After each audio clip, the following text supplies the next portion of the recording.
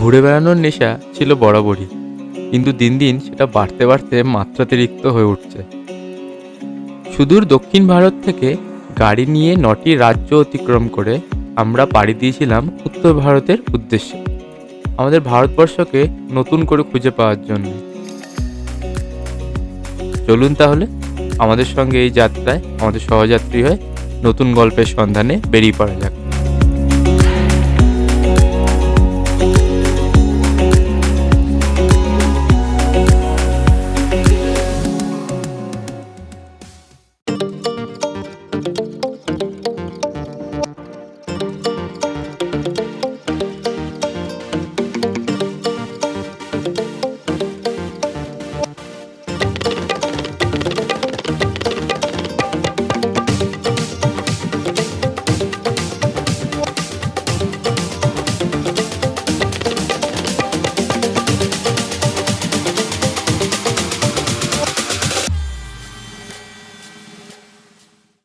Welcome back আপনাদের সবাইকে। আজকে 21শে ডিসেম্বর, আমরা একটা নতুন ট্রিপে বেরোচ্ছি আজকে ব্যাঙ্গালোর থেকে, আমাদের বাড়ি থেকে। এটা একটু লম্বা ট্রিপ হবে, আগে একটা ডিসক্লেমার দিয়ে রাখি, এপিসোডগুলো হয়তো একটু লম্বা হতে পারে। আমরা এখান থেকে প্ল্যান করেছি যাওয়ার প্রথমে ভেবেছিলাম ডালহাউসি যাব, কিন্তু সেটা চেঞ্জ হয়ে গেছে। এখন আমরা প্ল্যান আপাতত করেছি যে নৈনিতাল যাব। তো আমরা এখান থেকে 3 দিনে পৌঁছাবো জায়গাটা। আমরা এখান থেকে বেরোচ্ছি 21 তারিখ, এখন রাত 11টা বাজে। মোটামুটি কালকে আমরা পৌঁছাচ্ছি গিয়ে ঔরঙ্গাবাদ সন্ধ্যের মধ্যে। এখন সারা রাত ড্রাইভ করবো আজকে আমরা, কাল 3:30-4টে নাগাদ পৌঁছে যাওয়া উচিত। রাস্তাটা অবশ্যই আপনারা সঙ্গে থাকবেন, আপনাদেরকে দেখাচ্ছি গোটা জার্নিটা। আজকে একটু নতুনভাবে আমরা অ্যারেঞ্জমেন্ট করেছি। এই যে দেখতে পাচ্ছেন ভেতরে এখানে বিছানা করে দেওয়া হয়েছে, ঋদ্ধি আর ঋদ্ধির মা বিছানার মধ্যে শুয়ে পড়েছে। আর টোকিওর জায়গা আজকে চেঞ্জ হয়ে চলে এসছে সামনে। টোকিওর সামনে বসছে আজকে আমার সাথে আমার পিলিয়ন রাইডার, খালাসি বলা চলে। আর ঋদ্ধি ঘুমিয়ে গেলে আশা করি মৌমিতা সামনে চলে আসবে, তখন টোকিওকে ঋদ্ধির পাশে শুইয়ে দেবো, ও ঘুমাবে। চলুন তাহলে বেরিয়ে পড়া যাক এই নতুন জার্নিটা, নতুন অ্যাডভেঞ্চারে। আপনারা আমাদের সঙ্গে থাকুন, দেখা হচ্ছে আপনাদের সঙ্গে গোটা রাস্তায়। আমরা আমাদের বাড়ি থেকে বেরিয়ে গেছি। রাস্তাঘাট মোটামুটি শুনশান, এখন রাত 11টা বাজে। যদিও ব্যাঙ্গালোরে রাত 11টা শুনশান হয় না, আজকে তাও অন্য দিনের তুলনায় একটু কম। আমরা যেমন আপনাদের বললাম এখান থেকে যাচ্ছি ঔরঙ্গাবাদ। কাল 3:10 নাগাদ দেখাচ্ছে আমরা পৌঁছাবো গুগল ম্যাপস। তার দেখে 1 ঘন্টা বেশিই ধরুন, কারণ কি 19-20 হয়, একটু দাঁড়াবো, আবার কোথাও ফাঁকা রাস্তা পেলে তাড়াতাড়ি চালাবো না দাঁড়িয়ে। সব মিলিয়ে ওই মোটামুটি 4টে নাগাদ প্ল্যান পৌঁছানোর। তো 970 কিলোমিটার মতন ডিস্টেন্স আমাদের বাড়ি থেকে ঔরঙ্গাবাদ। আমরা যেই এয়ারবিএনবি বা স্টেটা বুক করেছি, তো সেইখানে যাচ্ছি আমরা। কালকে আমাদের ফার্স্ট পিট স্টপ, সেখান থেকে প্ল্যান আছে আমাদের। যাই হোক, প্ল্যানটা পরে বলবো, প্ল্যানটা এখন বলে দিলে আপনাদের আর ইন্টারেস্ট থাকবে না। এপিসোডটা শেষের দিকে গিয়ে প্ল্যানটা বলবো, নাহলে আপনারা আর কেউ দেখবেন না ভিডিওটা শেষ অবধি।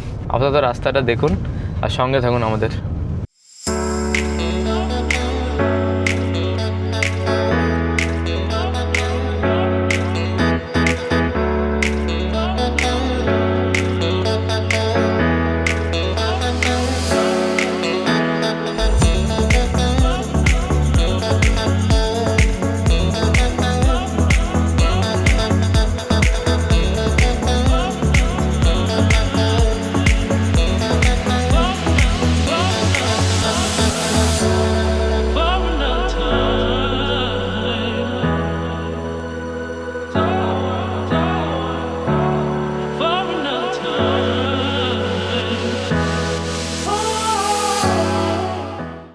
এই দাঁড়ালাম একটু চিত্রদুর্গা টোল প্লাজাতে, যেরকম গোয়া যাওয়ার সময় দাঁড়িয়েছিলাম।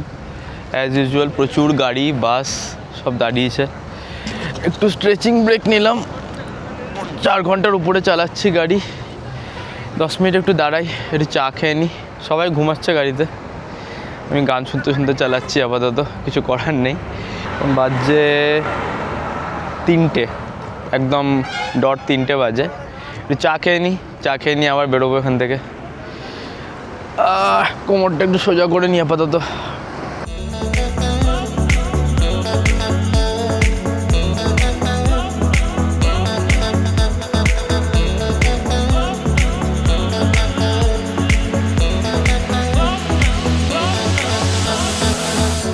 আমরা এখন যে রোডটা দিয়ে যাচ্ছি সেটা NH48। এটা বেঙ্গালুরু আর মুম্বাইকে কানেক্ট করেছে, বেঙ্গালুরু মুম্বাই হাইওয়ে, এটা 6 লেন হাইওয়ে। কিছু কিছু জায়গায় এখনও 4 লেন রয়েছে, কিছু ফ্লাইওভারের কাজ হচ্ছে, কিন্তু মোস্টলি কমপ্লিটেড রাস্তাটা। পুরোটাই ভালো রাস্তা, একদম ঝাঁচকচকে রাস্তা। তো সময় বেশিক্ষণ লাগার কথা না, ডিস্টেন্স অনেকটাই। সেই তুলে আমরা যদিও মুম্বাইয়ের দিকটা যাব না, আমরা স্ট্রেট বেরিয়ে যাব। একটা বাইফার্কেশন আছে, সেখান থেকে আমরা একটা ডান দিক নিয়ে নেব, আমরা ইস্টার্ন মহারাষ্ট্রের দিকে চলে যাব। যেহেতু আমরা যাব অ্যাকচুয়ালি ঔরঙ্গাবাদ, এটা একদম ইস্টের দিকে, নর্থ ইস্টের দিকে মহারাষ্ট্র স্টেটে। তো সেই জন্য আমরা পুরো মুম্বাই যাব না, তবে মোস্টলি এই রাস্তাটাই এখন ফলো করব। আমরা এখন 100-150 কিলোমিটার আরও এই রাস্তা দিয়েই যাব।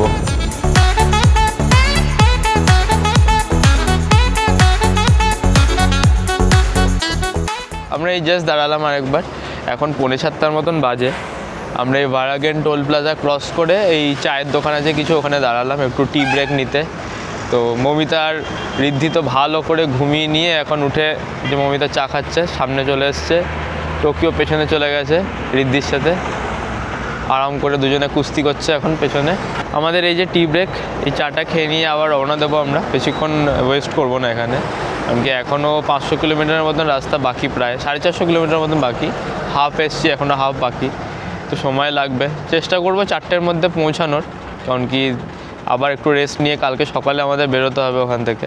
তো সেই জন্য চেষ্টা করছি একটু তাড়াতাড়ি পৌঁছানোর। আপাতত চাটা খেয়ে নি, ঠান্ডা হয়ে যাচ্ছে। আমরা টি ব্রেকের পরে বেরিয়ে পড়েছি আবার। এখন 7:15 বাজছে, এখনও সূর্য ওঠেনি এখানে, কুয়াশা হয়ে রয়েছে চারিদিকে। তবে উঠবে আর কিছুক্ষণের মধ্যেই উঠবে এবার সূর্য। হালকা মেঘলা রয়েছে, হয়তো সেরকমভাবে সানরাইজ দেখা যাবে না। যে পেছনে টোকিও আর ঋদ্ধি কুস্তি করছে, দুজনেই উঠে গেছে ঘুম থেকে। টোকিও যদিও খুব একটা ঘুমাতে পারেনি ভালো করে রাতে, এই সামনের সিটে বসছিল সেই জন্য। এখন লম্বা হয়ে ছড়িয়ে শুয়েছে, এবার ঘুমাবে বাকি রাস্তাটা। কিন্তু ঋদ্ধি মনে হয় না ওকে দেবে ঘুমাতে। খুব অতীব জঘন্য একটা চা খেলাম আমরা, একদম পুরো জল ছিল, চিনির জল, তার মধ্যে হয়তো চা পাতার এসেন্স দিয়েছে অল্প করে, খুবই বাজে। একটু বিস্কিট খেলাম, ঋদ্ধিও খেলো বিস্কিট। ব্রেকফাস্ট করবো একটু পরে, একটু সূর্য উঠুক আর একটু যাই। আমরা মোটামুটি মহারাষ্ট্র বর্ডারের কাছাকাছি চলে এসেছি। এই সোলাপুর বলে একটা জায়গা আছে, সেখান থেকে আমরা মহারাষ্ট্র ঢুকবো। ইচ্ছা আছে সোলাপুর ক্রস করে আমরা ব্রেকফাস্টটা করবো। পেট্রোলও রিফিল করতে হবে, সেটারও টাইম হয়ে এসছে। দেখা যাক তাহলে কতক্ষণে পৌঁছায় সোলাপুর। এখন 7:15, মোটামুটি 80 কিলোমিটার ঘন্টা দেড়েকের মধ্যে পৌঁছে যাওয়া উচিত, যদি পুরোটা হাইওয়ে থাকে। আশা করি পুরোটাই হাইওয়ে দেখাচ্ছে তো ম্যাপে, তাই দেখা যাক কটার মধ্যে পৌঁছায় সোলাপুর।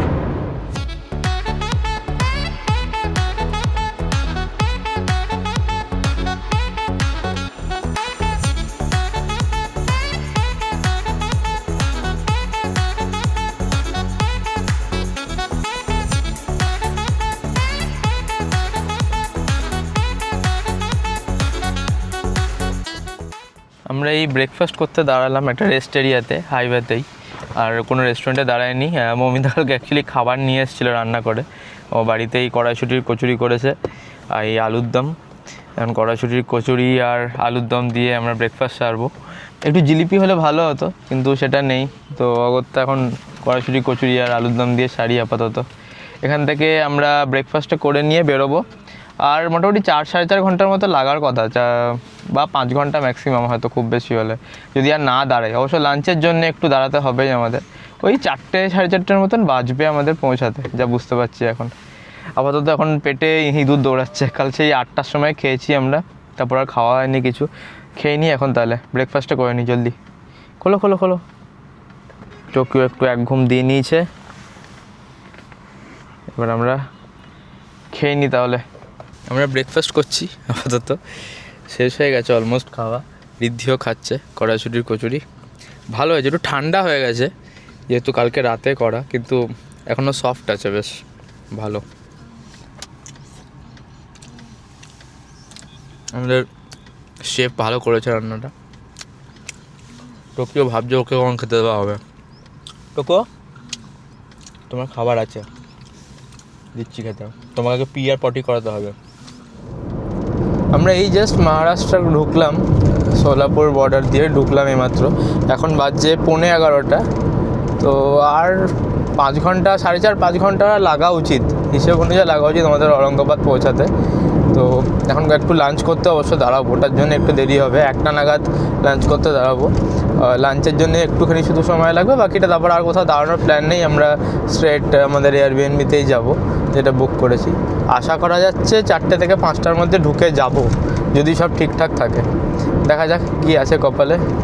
তো ফাইনালি আমরা 700 কিলোমিটার অতিক্রম করে কর্ণাটকা পেরিয়ে মহারাষ্ট্র ঢুকলাম। মহারাষ্ট্রের প্রথম টোল ট্যাক্স বিজয়পুরা টোলওয়ে প্রাইভেট লিমিটেড।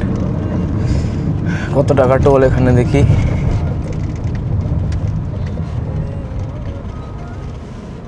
80 টাকা করে টোল।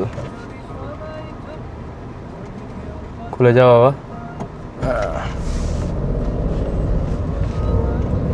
নেভার, নিশ্চয়ই পুলিশ পেপারস চেকিং করবে, তাই জন্য দাঁড়িয়ে রয়েছে।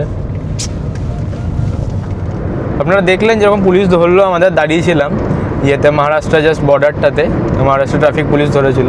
আননেসেসারি হ্যারাস করলো, মানে কোনো মানে নেই যে হ্যারাসমেন্টার। দেরি হলো, সময় গেল, যাই হোক আর কিছু সেটা আর বলে লাভ নেই। তো এটা প্রথমবার নয় আমাদের, আমরা গোয়া থেকে ফেরার সময়ও এরকম এক্সপিরিয়েন্স করেছি। মানে আমি এটা দ্বিতীয়বার হলো এরকম মহারাষ্ট্র পুলিশের কাছে আমাকে ধরে বলছে, প্রথমে তো বললো লাইসেন্স, ইন্স্যুরেন্স, পলিউশন দেখান, আমার সব ওকে ছিল। আমি বের করছি, তখন বললো না এসব লাগবে না, আপনার 2টো ফাইন আছে, আপনার গাড়িতে ব্ল্যাক প্রিন্টেড গ্লাস লাগানো, আর আপনি ডগ নিয়ে যাচ্ছেন সেটার জন্য ফাইন হবে। আমি এটা কিসের জন্য ফাইন হবে? ডগ নিয়ে যাচ্ছে, আমার নিজের ডগ, এটা পেট আমার বাড়ির, আর এটা আমার 30% টিন্টেড গ্লাস আমার অ্যাপ্রুভ, গভর্নমেন্ট অ্যাপ্রুভ দোকান থেকে লাগানো, এটা কিসের জন্য ফাইন হবে আমার? বলছে না এটা ব্ল্যাক গ্লাস, আপনার ব্ল্যাক গ্লাসে 3000 টাকা ফাইন আছে, আর আপনি ডগ নিয়ে যাচ্ছেন, ডগের জন্য 1000 টাকা ফাইন আছে, ডগের সার্টিফিকেট দেখান আপনি। আমি গোটা ইন্ডিয়া ঘুরে বেড়াই ওকে নিয়ে, কোথাও তো আমার কাছ থেকে কেউ সার্টিফিকেট চায় না, বা এই গ্লাসের জন্য কোথাও কেউ ফাইন করে না। আর যদি সার্টিফিকেট লাগে, আমি ভ্যাকসিনেশন সার্টিফিকেট আমার ফোনে আছে, আমি দেখাচ্ছি আপনাকে। আর ডক্টর দেখিয়েছিলাম টোকিওকে আমরা লাস্ট 1 উইক আগে, তো ওটা প্রেসক্রিপশনে ছিল, ওটা দেখালাম। বলছে না এটা হবে না, আপনি অন্য স্টেটে নিয়ে গেলে সেটা ডগ হ্যান্ডলিং একটা সার্টিফিকেট হয়, মানে যা মুখে আসছে বলছে আর কি ফাইন নেওয়ার জন্য। আমি কী করতে হবে বলুন আমাকে? বলছে দেখুন 3, 4, 1000, 4000 টাকা ফাইন হয়, এবার আপনি বলুন ফাইন কাটবো কিনা, তাহলে আপনাকে থানায় গিয়ে লাইসেন্স চালাতে হবে। আমি বললাম কী করবো বলুন, কত? আমি ডিরেক্ট বললাম কত টাকা দিতে হবে আপনাদের? বলছে 5000 টাকা দিন চলে যান। আমরা 5000 টাকা যে দেবো, আপনি আমাকে একটা পেপারস দেখান, আপনাদের গভর্নমেন্ট অ্যাপ্রুভ যে 30% নয় সেটা দেখান, যে সেটার জন্য ফাইন হয়। আর ডগের জন্য কী পেপারস লাগে যেটার জন্য 4000 টাকা আপনি ফাইন বলছেন, সেটা আমাকে দেখান আপনি আগে। তখন 3-4 জন এসে আরও নানান রকম অনেক কিছু স্পেকুলেশন করলো, নিয়ে লাস্টে বলছে ঠিক আছে যাও যাও। যখন দেখছে টাকা আর কিছু নিতে পারবে না এখান থেকে, আমি যা বলছে সেটা ডকুমেন্টস দেখিয়ে দিচ্ছি সব, তখন বলছে যাও যাও, আগে ধরবে পুলিশ, তখন তাকে দিতে হবে, বুঝতে পারবে, বলে ছেড়ে দিল। মানে আননেসেসারি হ্যারাসমেন্ট 8 ঘন্টা ধরে দাঁড় করিয়ে রেখে রাস্তার মধ্যে করলো আমাদের। হ্যাঁ হতেই পারে যে আপকামিং আরো ধরবে আর কি, কারণ যেহেতু ওরা গাড়ির নাম্বারটা এটা আননেসেসারি না, সে নোট করে নিক, এটা তো মানে কি বলবো, এটা রুলসের মধ্যেই পড়ে না। আমি একটা 30% গভর্নমেন্ট অ্যাপ্রুভ টিন্টেড গ্লাস লাগিয়েছি সেটার জন্য, এটা ব্ল্যাকও না, গ্রিন কালারের গ্লাসটা। আর আমি আমার নিজের পেটকে নিয়ে যাচ্ছি নিজের গাড়ি করে, সেটার জন্য আমাদের প্রেসক্রিপশন দেখাচ্ছি, ফিটনেস সার্টিফিকেটের মধ্যে আমার ভ্যাকসিনেশন সার্টিফিকেট আছে, আর কি লাগবে? বলছে না ডগ হ্যান্ডলিং সার্টিফিকেট লাগে অন্য স্টেটের জন্য। যাই হোক, কী করার নেই, এখন উপায় নেই, কিছু ফাইন টাইন দিতে হয়নি, তবে আননেসেসারি একটা হ্যারাসমেন্ট হলো। আমরা এই জাস্ট লাঞ্চ করতে দাঁড়ালাম মহারাষ্ট্রতেই। এটা মোটামুটি ঔরঙ্গাবাদ থেকে আর 230 কিলোমিটার মতন ডিস্টেন্স। তো এখানে দাঁড়ালাম একটা ধাবাতে, অনেকগুলো ধাবা দেখতে দেখতে এলাম, সব বন্ধ, আর ম্যাক্সিমাম পিওর ভেজ লেখা আর তাও বন্ধ, যেগুলো লেখা তাও খেয়ে নিতাম। অনেকটা বেলা হয়ে গেছে, এখন প্রায় 12:30 বাজে। রিদ্ধি সেই কোন সকালে একটা কড়াইশুটির কচুরি খেয়েছে, আর খেলো না কিছুও, ওটসও খেলো না। তো এইখানে একটা এই রেস্টুরেন্ট আছে ধনরাজ ধাবা বলে, হোটেল ধাবা লেখা, সেখানেই দাঁড়ালাম আপাতত। দেখা যাক কী পাওয়া যায়। খিদেও পেয়েছে খুব, অল্প বিস্তর খেয়ে নিই, আর দাঁড়াবো না এরপরে, একদম গিয়ে আমরা এয়ারবিএনবিতে দাঁড়াবো। তো টোকিওকে আপাতত ভেতরে রেখেছি, টোকিও এই যে বসে আছেন। আমরা খেয়ে এসে তারপর টোকিওকে খেতে দেবো। টোকিওর খাবার আছে আমাদের কাছে, শুধু একটু ভাত নিতে হবে এখান থেকে, আর যদি দই পাই একটু দই নিয়ে নেবো, আর চিকেন টিকেন আছে, ওয়েট ফুড। যাই তাহলে খেয়ে নিই, লাঞ্চটা করি। আমরা খাবার অর্ডার করলাম ধাবাতে, তো এখন রাইস দিয়ে গেছে আপাতত, বেশি কিছু করিনি, যেহেতু কাল সারা রাত জাগা আমরা, মানে আমি স্পেশালি খুব জাগা, সারা ড্রাইভ করছি, এখনও মোটামুটি ঘন্টা 3 ড্রাইভ করতে হবে। তো বেশি কিছু তাই জন্য অর্ডার করিনি, খেয়ে শরীর খারাপ করে লাভ নেই, তার থেকে রাতে গিয়ে খাবো, খেয়ে রেস্ট করবো, সেটা বেটার। তো আমরা এখন এই পালক পানির অর্ডার করলাম 1 প্লেট। এটা ভেজ রেস্টুরেন্ট, এখানে ননভেজ কিছু নেই। আর দুটো প্লেন রাইস নিয়েছি আর একটা জাস্ট আলু ভাজা ফ্রেঞ্চ ফ্রাই নিয়েছি। ওই দিয়ে খেয়ে নিচ্ছি, বেশি কিছু খেয়ে লাভ নেই, এমনিও 3 ঘন্টার মধ্যে 3-3.5 ঘন্টার মধ্যে পৌঁছে যাবো। তারপর ভালো করে ফ্রেশ ট্রেশ হয়ে স্নান করে একবারে রাতে খাবো যা খাওয়া। তো এখন রিদ্ধির খাওয়া শুরু হয়ে গেছে, আর আমার মমিতার এখনও খাওয়া স্টার্ট হয়নি, প্লেট দিয়ে গেছে। আর আমাদের ফ্রেঞ্চ ফ্রাইটা দেবে, রিদ্ধি ফ্রেঞ্চ ফ্রাইটা দিয়ে খাবে আর পনিরটা দিয়ে খাবে। খেয়ে নিই তাহলে, খেয়ে নিয়ে বেরোচ্ছি আমরা এখান থেকে। আমাদের লাঞ্চ হয়ে গেল, এবার আমরা বেরোবো এখান থেকে। টোকিওর লাঞ্চ করছি এখন, যেহেতু জার্নি করছে ওকে বেশি কিছু দিলাম না, দই আর ভাত দিয়েছি, সেটাই খাচ্ছে। খেয়ে নিয়ে একটু জল দেবো ওকে, জল তেষ্টা পেয়েছিল, জল খেয়ে তারপর বেরোবো আমরা এখান থেকে। এখন বাজে 1:30 মনে হয়, হ্যাঁ 1:30 বাজছে। 4 ঘন্টার মতো দেখাচ্ছে ম্যাপে, মনে হয় একটু জ্যাম ট্যাম আছে সিটির ভেতরে, দেখি কতক্ষণ লাগে। এই বেরোবো আমরা, টোকিও খাওয়া হয়ে গেলে এখান থেকে। আর খাবারটা ছিল মোটামুটি ঠিকঠাক, খুব একটা ভালো ছিল না, খুব একটা খারাপও ছিল না। পনির নিয়েছিলাম, পালক পনির তো যেরকম হয় আর কি, একটু স্পাইসি হয় ধাবাতে খাবার, এরকমই স্পাইসি ছিল, ভালো ছিল, ফ্রেশ ছিল, পনিরগুলো ফ্রেশ ছিল। আর আলু ভাজাটা মনে হলো একটু বাসি আমার, যাই হোক। তো ভাত দিয়ে খেলাম, অল্প করে খেয়ে নিয়েছি দুজনেই, টোকিও খেয়ে নিচ্ছে, ঋদ্ধিরও খাওয়া হয়ে গেছে, মোটামুটি পেট ফুল।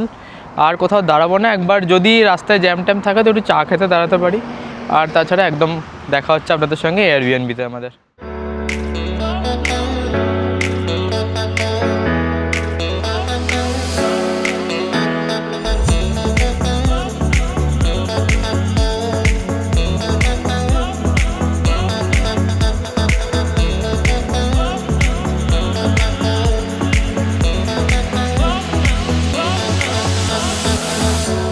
আমরা এই জাস্ট ঔরঙ্গাবাদ ঢুকলাম, এখন বাজছে 4:45। আমাদের এয়ারবিএনবি এখান থেকে দেখাচ্ছে আর 10 কিলোমিটারের মতন, যেটা আমরা বুক করেছি। আর যারা জানে না তাদের বলে রাখি, আমার একটু অসুবিধা হয়েছিল এটা, এখন ঔরঙ্গাবাদের নাম কিন্তু চেঞ্জ হয়ে গেছে, এখন ছত্রপতি সম্ভাজিনগর হয়ে গেছে। আমি যখন প্ল্যানটা বানাচ্ছিলাম তখন বারবার সার্চ করছি ঔরঙ্গাবাদ দিয়ে, কিছু আসছে না। তারপর দেখলাম যে ভালো করে সার্চ করে যে অ্যাকচুয়ালি নামটা চেঞ্জ হয়ে ছত্রপতি সম্ভাজিনগর হয়ে গেছে এখন। আমরা ঢুকলাম আমাদের এয়ারবিএনবিতে, মানে সো কল্ড এয়ারবিএনবি আর কি। এটা একদম লাস্ট মোমেন্ট বুক করেছি আমাদের। হ্যাঁ, এটা ঔরঙ্গাবাদটা অ্যাকচুয়ালি স্টে করবো না অন্য কোথাও স্টে করবো সেটা ঠিক ছিল না, তো ঔরঙ্গাবাদটা লাস্ট অবধি ফাইনাল করে এটা বুক করেছি আমরা পরশু দিন, আর আজকে এসেছি। তো এটা আমাদের রেটটাও খুবই কম পড়েছে, যার জন্যে একদমই বেসিক রুম, মানে দেখানোর মতন সেরকম কিছু নেই, জাস্ট একটা নাইট স্টে করার জন্যে। আজকে রাতে ঘুমাবো, যা টায়ার্ড আছি, কাল সারা রাত জাগা। এখন বাজে হচ্ছে 5:45, আমরা তাড়াতাড়ি খেয়ে নেবো, 7টার মধ্যে ডিনার করে নেবো, ইচ্ছে আছে ডিনার করে শুয়ে পড়বো। আর সেরকম কিছু নেই দেখানোর রুমে, এই একটা এন্ট্রান্স এখানে, আর এই এখানে একটা বেড আছে, এই একটা বেড, এখানে একজন শুয়ে পড়েছে। আর কিছুই নেই রুমের মধ্যে বেসিক্যালি। এখানে একটা আয়না, এরকম টোকিও এখানে হাঁপাচ্ছে শুয়ে শুয়ে। আর ওয়াশরুম আছে অ্যাটাচড, এখানটা একটা ফাঁকা স্পেস, তাক টাক রয়েছে, পুরোনো বিল্ডিং বেসিক্যালি।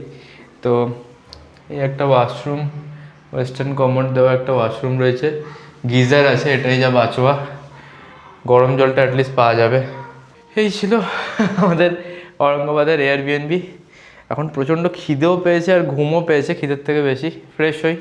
ফ্রেশ হয়ে তাহলে ডিনার অর্ডার করে দিই। এখন বাজছে 5:45, 6টা নাগাদ ডিনার অর্ডার করে দিই, আসতে একটু সময় লাগবে, জোম্যাটোতে অর্ডার করে দিচ্ছি। এদের খাওয়ার কোনো ব্যবস্থা নেই বললো, আর প্লেটসও দিতে পারবে না। তো ওদের যেখান থেকে অর্ডার করবো খাবার, ওদেরই বলি কাগজে প্লেট দিয়ে দিতে। আমাদের প্লেটস ছিল বাড়িতে, নিয়ে এলেই হতো, সেটা যদি জানতাম আগে। তাহলে খাবারটা অর্ডার করি, ডিনারটা অর্ডার করে আপনাদের দেখাচ্ছি। আমরা ডিনার অর্ডার করেছিলাম জোম্যাটোতে, তো বেশি কিছু করিনি, একটু রাইস করেছিলাম, নর্মাল প্লেন রাইস, আর রিদ্ধির জন্য খিচুড়ি করা হয়েছিল অর্ডার, ওর খাওয়া হয়ে গেছে খিচুড়ি আর ফ্রেঞ্চ ফ্রাই দিয়ে। তো আমরা এই মমিতা এখন বাড়ছে খাবার, এখানে প্লেটসেরও ব্যবস্থা নেই কোনো, তো এই কন্টেনার থেকেই খেতে হবে আমাদের। তো খেয়ে নিচ্ছি, অসুবিধা নেই, খেয়ে ঘুমিয়ে পড়বো এবার। প্রচণ্ড ঘুম পেয়েছে, খিদের থেকে বেশি ঘুম পাচ্ছে আসলে। তো এইখানে ভাতটা খেয়ে নিই, চিকেন দেওয়া হয়েছে। কী দিয়েছে এটা চিকেনটা? এটা মুরগদম দহিওয়ালা, মুরগদম দহিওয়ালা বলে একটা দিয়েছে। তো দেখি কেমন, চিকেন দিয়ে খেয়ে নিই, চিকেন আর রাইস আপাতত, আর স্যালাড দিয়েছে অবশ্যই তার সাথে, আর ফ্রেঞ্চ ফ্রাই রিদ্ধি যেটা খাইনি প্রসাদ করে রেখেছে, ওটা আমরা খাবো, একটুখানি রয়েছে। আর টোকিওরও ভাত রয়েছে এখানে আমাদের সাথেই, আর ওর দই নিয়ে এসেছি, দই দিয়ে দেবো। কালকে ওকে চিকেন দেবো, আমাদের ওয়েট ফুড আছে ওর। আজকে যেহেতু এতটা জার্নি করেছে ওভারনাইট, আজকে আর চিকেন দিলাম না ইচ্ছে করেই। দইটা খাক, ওর পেট ঠান্ডা থাকবে। তো আপাতত ঘুমাচ্ছে, এত টায়ার্ড। আমরা স্টার্ট করলাম খেতে। আমাদের প্লেটস দেখুন, কন্টেনার থেকে খাচ্ছি। টিভিও নেই, যেরকম বললাম সময় কাটছে না। এখন আপাতত কিছু নেই আর করা সন্ধ্যেবেলা আমাদের, এখানে আর বেরোতেও ইচ্ছে করলো না কোথাও। তো আমরা ল্যাপটপ নিয়ে এসেছিলাম, ল্যাপটপেই ওয়াইফাই আছে এখানে, তো ওয়াইফাই দিয়ে কানেক্ট করে ইউটিউব থেকে দেখছি কিছু আপাতত টাইম পাসের জন্য। আর তার সাথে এই আমাদের ডিনার। কেমন করেছে খেতে চিকেনটা? ভালো না? খেয়ে নি, আর কিছু করার নেই, এখন যা দিয়েছে খেয়ে শুয়ে পড়ি। আমাদের ডিনার হয়ে গেল। টোকিওকে বিছানা করে দিচ্ছি এখানে। টোকিওর বেডটা তো গাড়িতে রয়েছে, ওটা আনা যায়নি এখানে উপরে। কালকে আবার একদিনের জন্য আর তুললাম না। এখানে টাওয়াল পেতে দিয়েছি মোটা করে, আর ওর তো জামা সোয়েটার পরাই আছে। শুয়ে পড়লো এখানে, আমরা শুয়ে পড়বো এবার। কালকে 23 তারিখ আমরা এখান থেকে ঔরঙ্গাবাদ থেকে বেরোবো, সকাল সকাল বেরোবো। কালকে আমাদের প্ল্যান আছে উজ্জয়ন যাওয়ার, এখান থেকে ডিরেক্ট আমরা উজ্জয়ন যাব। কিন্তু তার আগে সকালবেলায় আমাদের একটু ইচ্ছে আছে এখানে বিবিকা মকবরাটা দেখার। আমি দেখেছি, আমি এসেছিলাম একবার মা বাবার সাথে, মৌমিতা দেখেনি, ওকে একবার দেখানোর ইচ্ছে আছে। যদি তাতেই খোলে সকালবেলায়, আমি গুগলে দেখলাম 8টার সময় খোলে, তো মনে হয় না 8টা অবধি ওয়েট করতে পারবো আমরা। আমাদের প্ল্যান আছে 6টা নাগাদ বেরোনোর। এখান থেকে বেরিয়ে আমরা যদি বিবিকা মকবরা খোলে তাহলে ওটা যাব, ওটা দেখে আমরা যাব ইলোরা। আমাদের রাস্তাতে ইলোরা পড়বে, ইলোরা কেভস। তো ইলোরাটাও মমিতা দেখেনি, ওকে একবার দেখাবো। ইলোরাটা দেখে আমরা সোজা চলে যাবো উজ্জয়ন।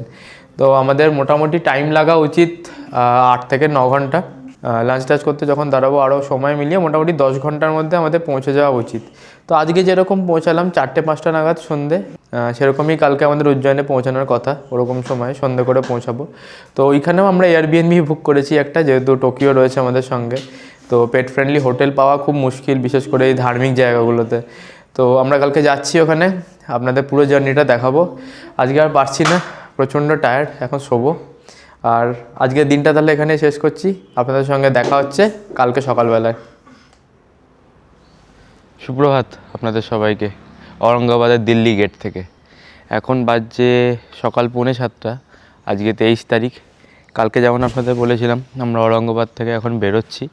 আজকে আমরা রওনা দেবো উজ্জয়নের উদ্দেশ্যে, মধ্যপ্রদেশের উজ্জয়ন। তো সেখানে আমাদের আজকে বিকালে পৌঁছানোর কথা। এখান থেকে ডিস্টেন্স মোটামুটি 450 কিলোমিটারের মতন, আর সময় লাগার কথা 8 থেকে 10 ঘন্টা। ডিপেন্ড করছে আপনি কতবার দাঁড়াচ্ছেন আর রাস্তার অবস্থা কীরকম তার উপরে। তো আমরা এখন এখান থেকে বেরিয়ে এখানে ঔরঙ্গাবাদে 2-3টে জায়গা একটু দেখার চেষ্টা করব। যেরকম অজন্তা কেভসটা আমরা যেতে পারবো না, ওটা অনেকটা দূর এখান থেকে। ইলোরা আমাদের রাস্তায় পড়বে, তো ইলোরাটা আমাদের যাওয়ার ইচ্ছে আছে। আমি একবার ইলোরা ঘুরে গেছি, মৌমিতা যায়নি একবারও, ঋদ্ধির তো প্রশ্নই ওঠে না। আর আমাদের বাহন রেডি, আমি এখন যাচ্ছি। উপরে লাগেজ সব রেখে দিয়েছি, টোকিওকে আর ঋদ্ধিকে নিয়ে আসি গিয়ে। এখনও দেখুন 7টা বাজছে, বাইরের অবস্থাটা দেখুন। এখন যেহেতু এটা পশ্চিমে আমাদের দেশের, এখনও ভালো করে সূর্য ওঠেনি, মানে আলো ফোটেনি। একটু আগে আমি বেরোলাম যখন 6:15-20, তখন একদম পুরো অন্ধকার, মানে মনেই হচ্ছে না যে ভোর হয়ে এসছে। চলুন তাহলে বেরোনো যাক। এই হচ্ছে ঔরঙ্গাবাদের দিল্লি গেট, যেখানে আমরা ছিলাম। আমরা এই জাস্ট বেরোলাম আমাদের বাড়ি থেকে বিবিকা মকবরা যাওয়ার জন্য, যদিও সেটা 8টার সময় খোলে।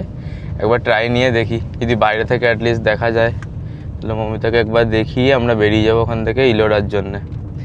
ইলোরা এখান থেকে 20 কিলোমিটারের মতন ডিস্টেন্স, যদিও ওটা আমাদের কোনো ডি রুট করতে হচ্ছে না, আমাদের রাস্তাতেই পড়বে যাওয়ার, হাইওয়ের উপরেই। আর ইলোরাটা বেশি রাস্তা থেকে ভেতরে ঢুকতেও হয় না, আমি গেছি আগেও একবার। ওটা খুলে যায় সকাল 6টার সময় খুলে যায়। আমরা এই পৌঁছালাম বিবিকা মকবরা, কিন্তু অ্যাজ এক্সপেক্টেড সেটা এখনও খোলেনি। টিকিট কাউন্টারও বন্ধ, টিকিট কাউন্টারও বন্ধ। দেখতে পাচ্ছেন আপনারা বাইরে থেকে, এখান থেকে দেখা যাচ্ছে। এটা হচ্ছে মিনি তাজমহল বলে এখানকার লোকেরা। আমি একবার জিজ্ঞেস করি অথরিটিদের যে ঢুকতে দেওয়া যাবে কি না, নাহলে বাইরে থেকে আমরা ছবি টবি তুলে বেরিয়ে যাব। জিজ্ঞেস করে নিই একবার। আমাদের লাকটা একটু ভালো, বিবিকা মকবরাটা খোলা আছে। আমি গাড়িটা পার্কিংয়ে রাখলাম, ওখানে সামনে রাখতে বারণ করলো, তো আমি গাড়িটা পার্কিংয়ে রেখে এখন যাচ্ছি। মমিতা গেছে টিকিটটা কাটতে, টিকিটটা কেটে নিয়ে ঢুকি। কেউ নেই, আমরাই ফার্স্ট এসেছি, পুরো ফাঁকা, একদম একা একাই ঘোরা যাবে। আমি যদিও আগে ঘুরেছি একবার, তাও অনেক ছোটোবেলায় অ্যাকচুয়ালি ক্লাস 7-8 পড়ার সময় আমি এসেছিলাম মা বাবার সাথে একবার। তো এটা আরেকবার রিভাইজ হয়ে যাবে আমার কাছেও। দেখাচ্ছি আপনাদের, যাই ভেতরটা। পার্কিংটা একটু দূরে, ওখানে রেখে একটু হেঁটে আসতে হয়। যাই দেখি টিকিটটা কাটলো কি না মমিতারা। একজন মার সাথে হেঁটে হেঁটে আসছে, মাফলার টাফলার পরে টিকিট কেটে নিয়ে। রিদ্ধি এই বয়স থেকে যা ঘুরে নিচ্ছে, আমরা এই বড় বয়স অব্দি অত ঘুরিনি। কি খুশি দেখুন একজনের, শুধু শুধু বাড়িতে গিয়ে একটু পড়াশোনা করতে বললেই রাগ হয়। বাকি আপনি সারা দিন রাস্তায় রাস্তায় নিয়ে ঘুরুন, কিচ্ছু চাই না জীবনে। আনন্দ দেখুন। চলো চলো, ওটা আমাদের সবারই ভালো লাগতো, তা বলে লাভ নেই। আমরা এই জাস্ট ঢুকলাম। আমি যখন ছোটোবেলায় এসেছিলাম তখন কাগজের টিকিট ছিল, এখন এরকম কিছুটা মেট্রো টোকেনের মতন করেছে। তখনও আর্কিওলজিক্যাল সার্ভে অফ ইন্ডিয়ার আন্ডারেই ছিল, কিন্তু টিকিটগুলো অন্যরকম ছিল। এখন এরকম মেট্রো টোকেনের মতো করেছে। তো যাই, রিদ্ধির কোনো টিকিট লাগলো না। এখন 25 টাকা করে পার অ্যাডাল্টের টিকিট। আর ড্রোন অ্যালাউড নেই। ক্যামেরা যদি আপনি ডিজিটাল ক্যামেরা নিয়ে আসেন বড় DSLR, তাহলে 25 টাকা করে টিকিট সেটার জন্য।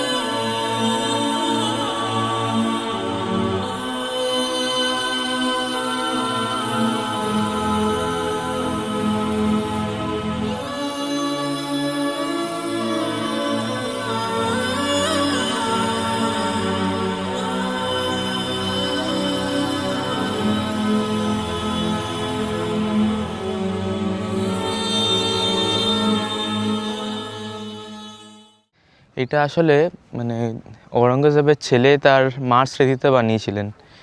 তো অনেকটা তাজমহলের মতো করার চেষ্টা করেছিলেন ওটাকে নকল করে, কিন্তু তখন করতে পারেননি। এখানকার লোকেরা এটাকে মিনি তাজমহলও বলে। আমি আগেরবার যখন এসেছিলাম তখন মিনি তাজমহলই বলতো, ওখানকার গাইডরা, হোটেলের লোকেরা সবাই মিনি তাজমহলই বলতো। তো তাজমহল তো তাজমহলই, সেটা সবাই জানেন। তবে এটাও খুব একটা খারাপ না। রিদ্ধি, কেমন লাগছে?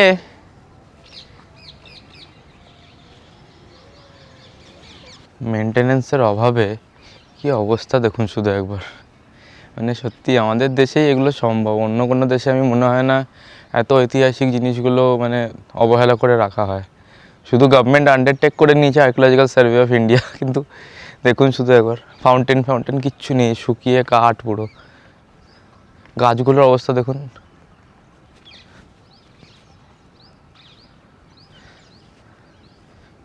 মানে কি বলবো, জিরো মেনটেনেন্স বলা ভুল, তবে ওই মানে না করার সমানই আর কি। 25 টাকা করে এন্ট্রি নিচ্ছে, সেটা বড় কথা না, 25 টাকা করে এন্ট্রি নিচ্ছে, কি বলবো। যাই হোক,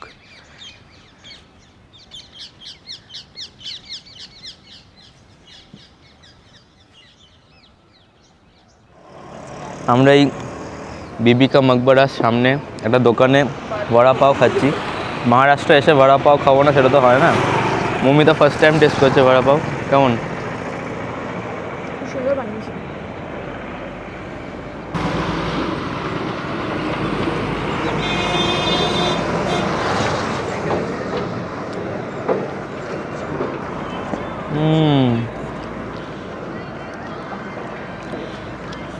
অনেকদিন পর খেলাম, বহু বছর পর খেলাম বড়া পাও। মানে ব্যাঙ্গালোরে পাওয়া যায়, বাট খাওয়া হয়ে ওঠেনি কোনোদিন। আমি মুম্বাইতে খেয়েছি এর আগে বড়া পাও, পাওভাজি সবই, বেশ ভালো। যেটা যেখানকার খাবার সেখানে কি সেটাই খাওয়া উচিত, তাই না রিদ্ধি? আমরা এই জাস্ট বেরোলাম বিবি কা মকবরা দেখে, বড়া পাও খেয়ে, চা খেয়ে, রিদ্ধিকেও একটু বিস্কিট খাইয়ে দিয়েছি আপাতত, একটু পরে ব্রেকফাস্ট করাবো। তো আমরা যাচ্ছি এখন ইলোরার দিকে, যেটা বললাম আপনাদের তখন। ইলোরা এখান থেকে দেখাচ্ছে 27 কিলোমিটার। ওটা আমাদের রাস্তাতেই পড়বে, উজ্জয়ন যাওয়ার রাস্তাতেই পড়বে, তো আমাদের খুব একটা ডিরুট করতে হবে না। ইলোরা খুলে যায়, অনেক সকাল থেকে খুলে যায়, 6টা 6:30 থেকে খুলে যায়। এখন টিকিটটা কত করেছে আমার ঠিক মনে নেই এখন, কত প্রাইস হয়েছে। আর আমরা এখন এসেছিলাম তখন তো মনেই নেই কত প্রাইস ছিল, ছোটোবেলায় বাবা কেটেছিল তখন। তো এখন যাই তাহলে ইলোরা, এখান থেকে আধ ঘন্টার মতন লাগবে, আধ ঘন্টা 40 মিনিট লাগবে দেখাচ্ছে ম্যাপে। চলুন তাহলে আপনাদের ইলোরা দেখাই।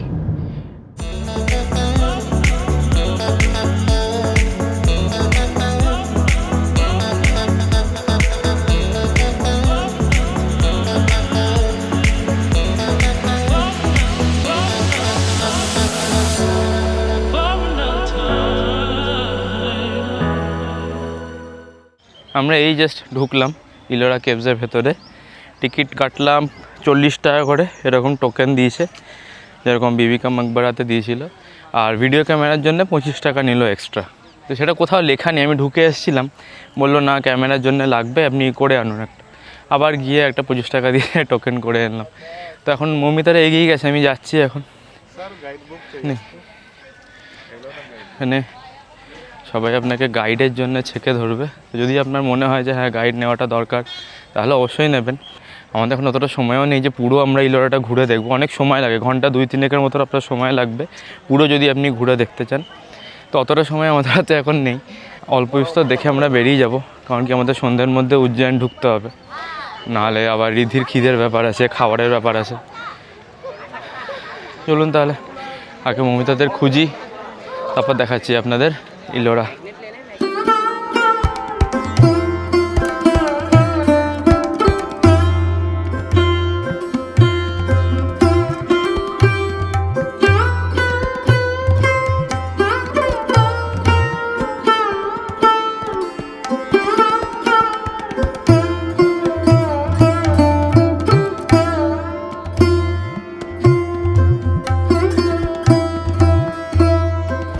এই গোটা ইলোরা কেভসে টোটাল 16খানা গুহা আছে। আর 1 থেকে 15 সিঁড়ি দিয়ে নিচে নেমে গিয়ে আলাদা আলাদা করে অনেকগুলো গুহা আছে এখানে ছোট ছোট। আর মেন যেটা 16 নম্বর গুহা, এখানে এখন আমি দাঁড়িয়ে রয়েছি, এটা হচ্ছে কৈলাস টেম্পল। আশা করি আপনারা সবাই ফেলুদা দেখেছেন বা পড়েছেন। যদি দেখেছেন বা পড়েছেন তাহলে অবশ্যই তার মধ্যে কৈলাসে কেলেঙ্কারি আপনারা সবাই পড়েছেন, যেটা নিয়ে পরবর্তীকালে সিনেমা তৈরি হয়েছে, সন্দীপ রায় তৈরি করেছেন আমাদের। সেই কৈলাসে কেলেঙ্কারি শুটিং হয়েছিল এই কৈলাস টেম্পলে।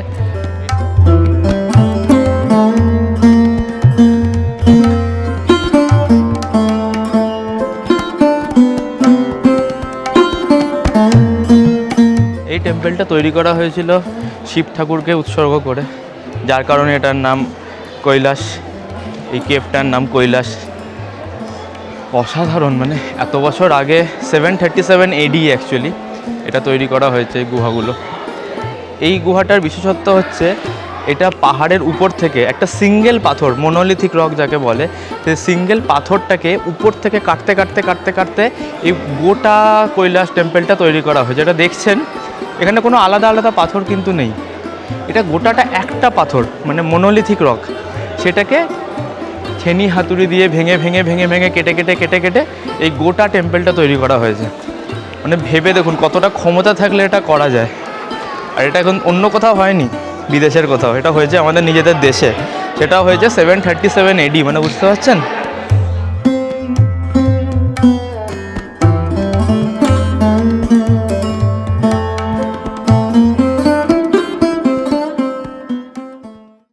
শুধুমাত্র একটা বড় পাহাড় কেটে, সিঙ্গেল পাথরের পাহাড় কেটে এত বড় একটা পাথরের মন্দির স্ট্রাকচার তৈরি করা।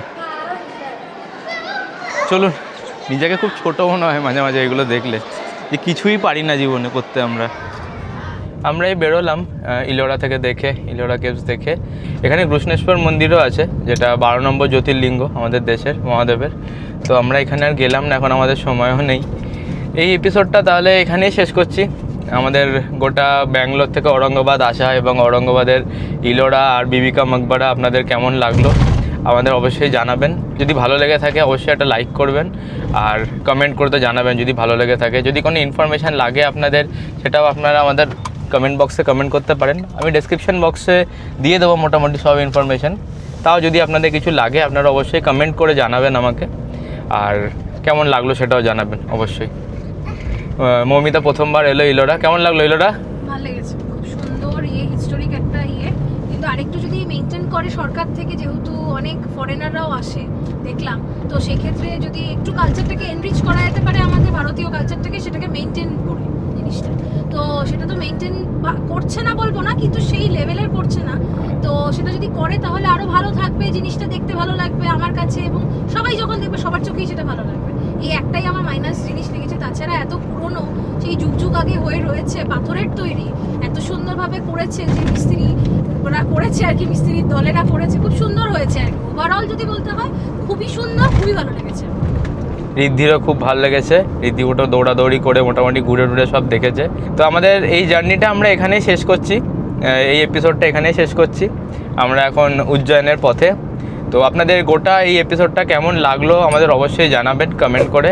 যদি ভালো লেগে থাকে অবশ্যই একটা লাইক করবেন, যারা এখনও সাবস্ক্রাইব করেননি অবশ্যই একটা সাবস্ক্রাইব করবেন। এই গোটা একটা নতুন জার্নি আমরা করছি গাড়ি করে, সব বাড়ির মতন বানিয়ে নিয়েছি পুরো বিছানা টিছানা করে। কেমন লাগছে অভিজ্ঞতাটা আপনাদের আমাদের জানাবেন। আর এই এপিসোডটা তাহলে এখানেই শেষ করলাম। সবাই ভালো থাকবেন, দেখা হচ্ছে আপনাদের সঙ্গে আবার উজ্জয়নের পথে। বাই।